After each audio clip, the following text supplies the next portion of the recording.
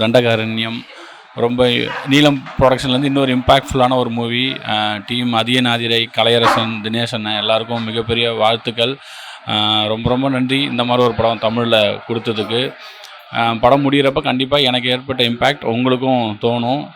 கண்டிப்பாக இந்த படத்தை பாருங்கள். September 19th release. ரொம்ப நன்றி.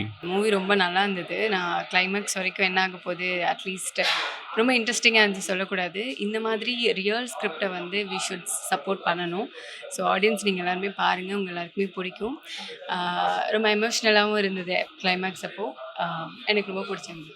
தண்டகாரண்யம் படத்துடைய ப்ரிவ்யூக்கு வந்தேன். படம் பார்த்தேன், எனக்கு ரொம்ப பிடிச்சிருந்தது. ரொம்ப ரா அண்ட் ரியலாக இருந்தது.